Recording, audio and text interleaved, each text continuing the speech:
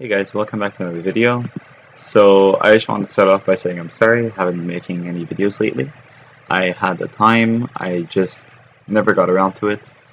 And so now until I leave on vacation, I'm going to try and make a video at least one every week. And yeah, well, let's see how that goes. So today what I'm going to be doing is I'm going to be making a pulse mastery video. Alright? This comes from a comment from my old Montaigne mastery video, which I probably have to remaster, but I have a while till that happens. What I wanted to say is just thank you guys for the views on the Monty video, on the gold review for World War II. I really appreciate it. And I have a lot of clips saved up from Rainbow, a lot of aces, a lot of like nice ranked plays. I just didn't know how you guys wanted to see the videos because I like having a theme to my videos, like this one about Pulse. So if you guys have anything you want, if you guys just want to see clips, if you guys want to see funny moments with my friends, let me know, and I'll do that because I really flexible, can do anything. I'm gonna start posting a bunch of different games, a bunch of different stuff. Rainbow is I just got back into playing Rainbow, so that's going to be my main stuff. But yeah, so here goes. So in this video we're going to be talking about how to play Pulse and some tricks and some things you may not have realized about how loud he is and how to counter the noise. First question we'll have to answer is what is Pulse best at doing, right? So, well, he's an information gatherer, that's obvious. But how's he different from anyone else?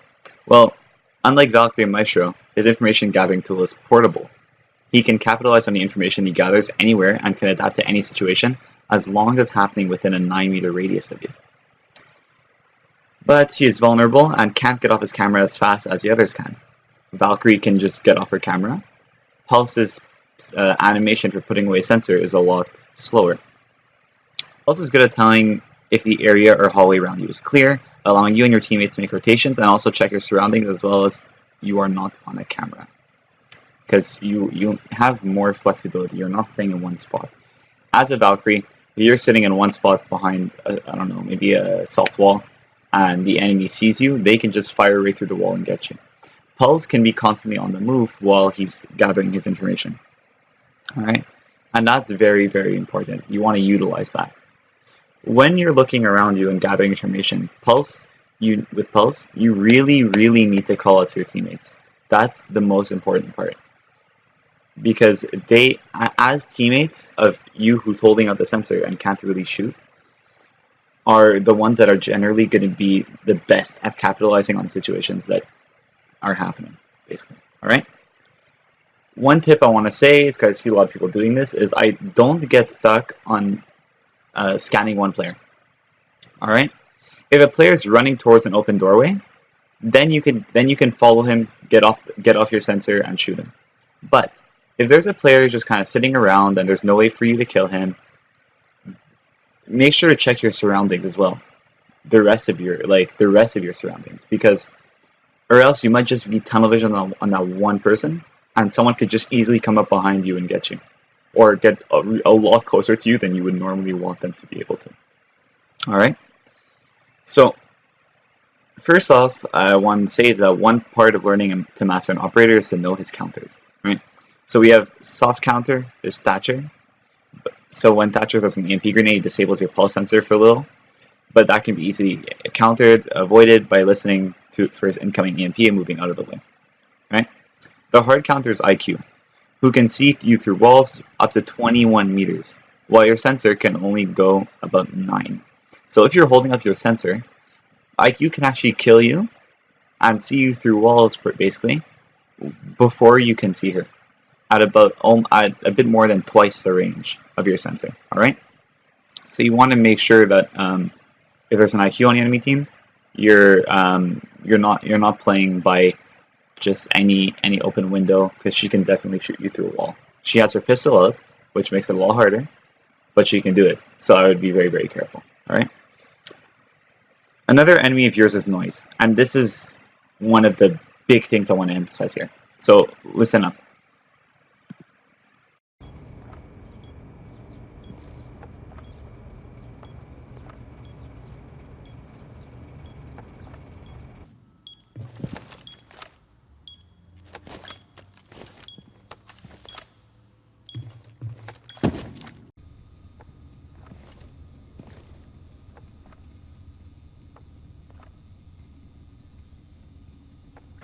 Pulse makes a lot of noise, as you can hear.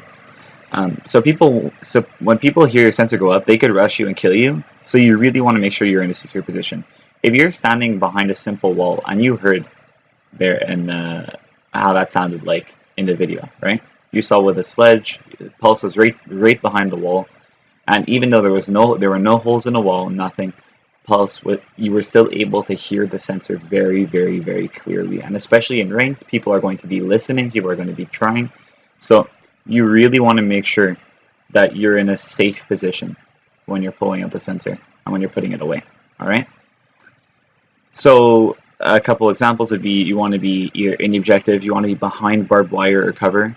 So when an enemy is moving through the barbed wire, it can mask the sound of you putting away your sensor. It'll also give you some time, so they can't, if they hear your sensor go up, you can immediately put it away, and they can't rush in and kill you right away because they have the barbed wire in their way. You want to be in a generally safe position. Roaming Pulse requires a higher skill, as you have to be able to know when and when not to pull out or put away your sensor, or Pulse sensor. Because if you're roaming, right, they might not know where you are. But if you see an enemy in a, let's say you're playing in Coastline, and you're in the bathroom and you see an enemy in the lobby, as soon as you put away your Pulse sensor, they will be able to hear you. They will hear you putting it away, and they will know that they might not know exactly where you are, but they'll know you're there, and that'll put them on guard, and it'll make it a lot harder for you to get the jump on them. So you really, really, really want to make sure you're in a safe position, all right? And you also want to, as a roaming Pulse, you want to make sure that you're playing. You have to find a different way of playing. You might have to go up to them, sense them, move back, put away your sensor, and then go back forward to kill them. All right. So it requires a skill of being able to adapt to the situation. So I can't teach you everything that'll happen on the roaming Pulse, because that's there are so many possibilities that it would take me all day. All right. So you really need to adapt to the situation. And for example, if you're playing Bomb, as you'll be doing if you plan on playing Ranked next season, because that'll be the only game mode available, you want to be underneath the bomb site if the enemy team is close to taking the objective. You also don't want to be seen during the round staring at the ceiling with your sensor out, or the enemy will know what you're up to and will come to hunt you down. You can use your gun or nitro cell to kill anyone planting the bomb, or anyone unfortunate enough to stand still for too long. So that's the thing, is that as a Pulse, you have such a strong advantage at the end of a round in Bomb, because you can stand underneath the objective and see where they're planting, so they cannot stand still for too long. As long as you got your nitro cell and a destructible surface between you two, there's nothing they can do about that. So, really, you don't want to be seen downstairs. You want to wait, maybe near the objective or roaming somewhere else, and then when the enemy team is close to taking the objective, your other teammates retreat, and you make the call for your other teammates to retreat, obviously, and then you position yourself underneath the bomb site to try and counter that plant. All right. This is important because Pulse tool is not set like Valkyrie, but on his person. So if you die, your team loses all of that knowledge. That is why you really want to be in a safe place. If Valkyrie dies, we still have her cameras. As long as she's set up properly, and she put her cameras in a good location, you have them. So it doesn't matter. I mean, other than the firepower, her gadget is still present when she dies. With Pulse, you lose the man and you lose the sensor. So all your information gathering is now depleted. So you really want to make sure you're playing it safe, because for the sake of your team, it'll help them out a lot more if you're alive, right?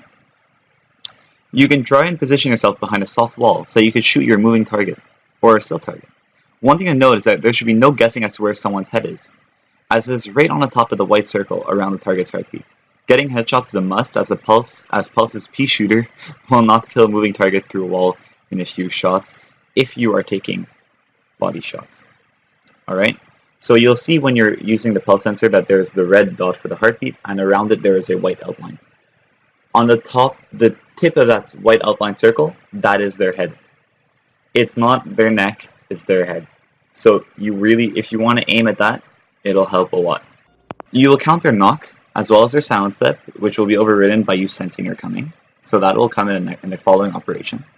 You'll counter Jackal, as you'll know when people will rush you. So if Jackal scans your footsteps and you don't know when they're going to rush you. You don't, because they know where you are.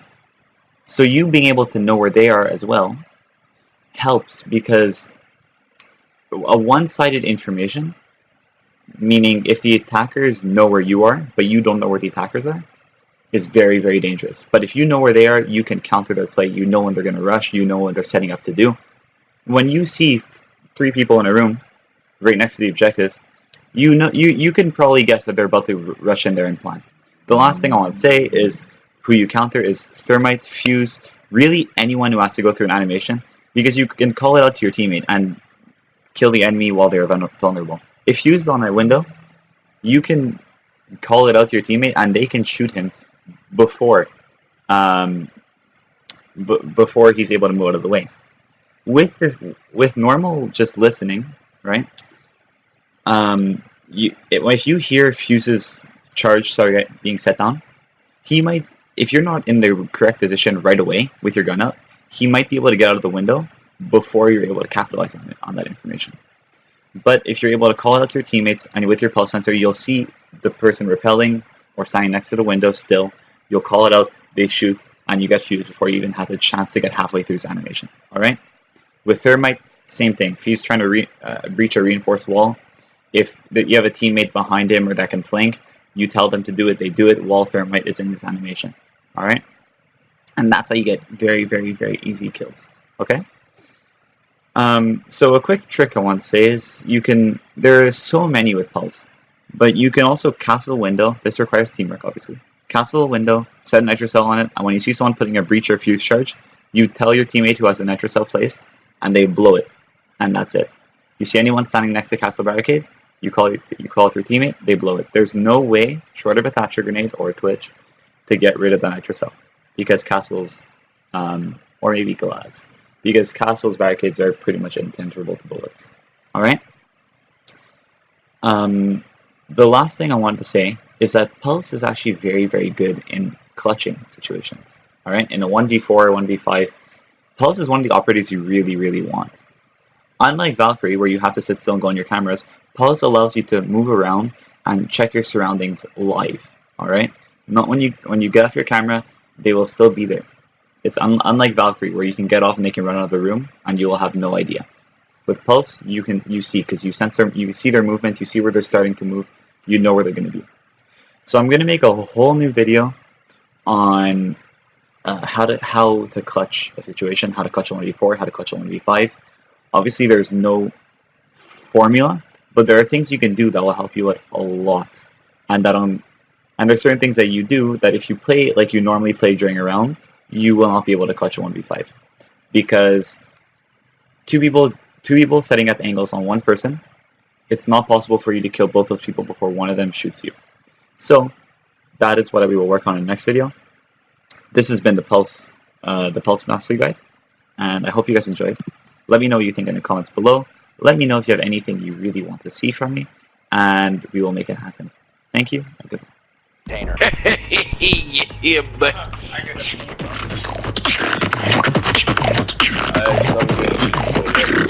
probably do it eventually.